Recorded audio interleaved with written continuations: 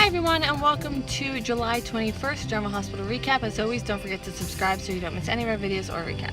I am at the 35th Annual Balloon Festival in New Jersey, and we are waiting for the traffic to clear, which it's not going to. So I have a few videos I can film here. So this is for Fridays. I'm going to be having some very special videos coming up for the next week's sort of, however that's gonna work. So be sure to check that out, and let's get right to it. I know there's this weird shadow right here, that's the phone, so just so you know. Okay, so let's get right to it. At Carly's, Bobby is asking about the search for Spencer. Carly fills her in on how Sonny is helping. The conversation turns to Oscar and how Jocelyn is experiencing summer romance, and Carly apparently didn't realize that that's what this was. Carly isn't ready for this, obviously, because, you know, last year Jocelyn was like 9, so who would be ready? And but Bobby just she talks her through it. She tells her to just listen, keep communication open, be her safe place, basically. And Carly wants Jocelyn to do better than she did at that age. So then Jocelyn comes in, she asks if they were talking about her, and she thinks it's like regarding Spencer, and they're like, no, what are you talking about? It wasn't Spencer. So she's like, what then? And they say they were talking about her, just, you know, her, they love her so much. Camp is canceled for today, and so Carly's like, okay, so the two of us can talk, which is exactly what Jocelyn wanted to do. Oh, thank you for your headlights, sir. Better lighting. So they talk about Oscar. Carly is making sure that Jocelyn is making smart choices. She doesn't need to do anything to impress anyone. They have a very open and honest conversation, and Carly would like to meet Oscar. At Sonny's place, Sonny talks with Laura and is trying to comfort her.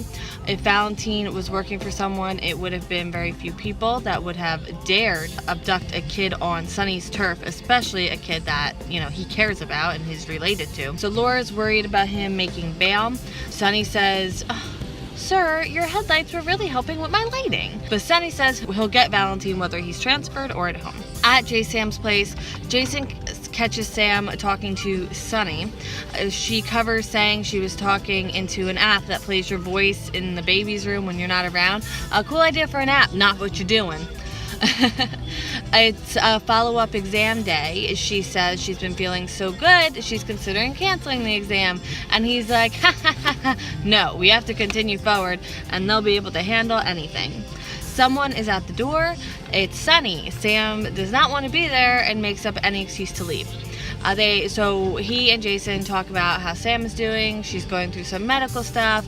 He tells Jason that Spencer is missing.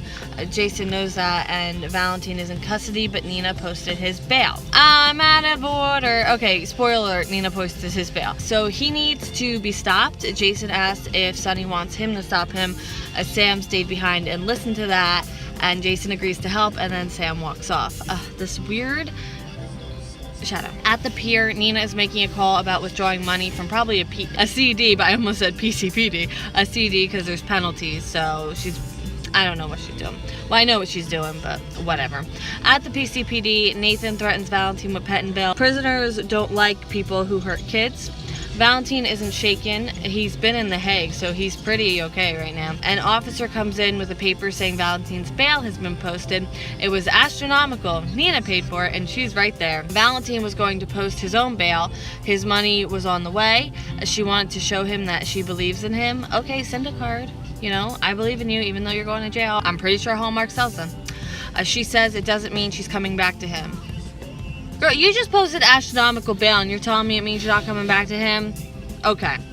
She tells him to go home, and as he's leaving, Laura's there. Nina defends Valentin. Laura isn't having it, and Laura tells her to shut up, and she's as guilty as he is. Yeah, Laura is going hard. She's not playing. And by the way, Jeannie Francis's expressions and face, just give her the Emmy. Give her 500 Emmys right now, just for this.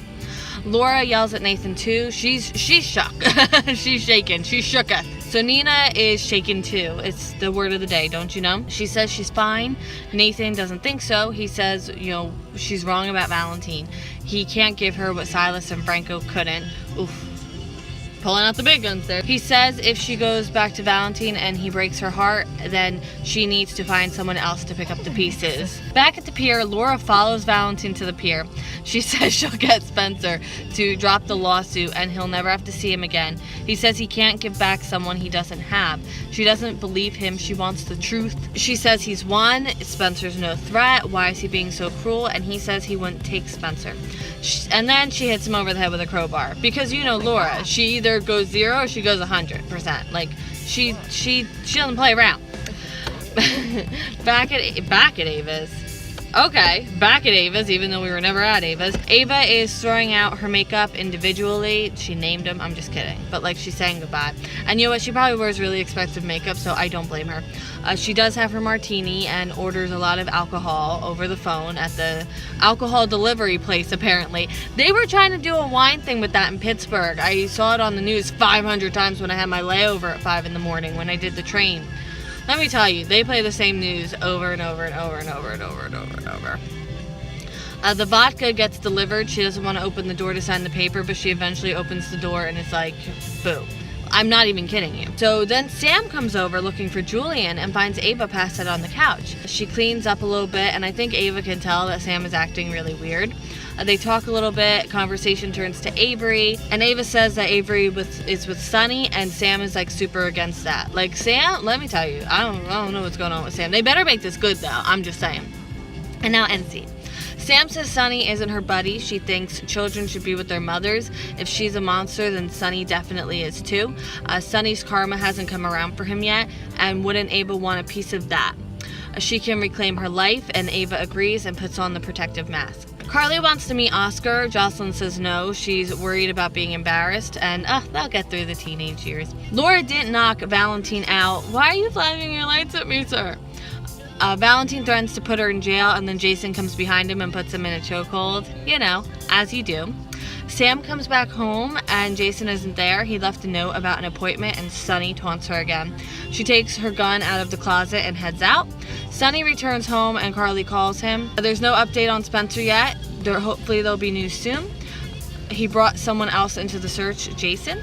Jason tells Laura to get out of there. He's got this, and Sonny gets a text of Spencer in a basement. Not good. So thank you so much for watching, and I'm going to be having some very special recaps up soon, and hopefully this catch-up will be like the last catch-up because I'm trying, guys. Okay, so I'll see you then. All right, bye.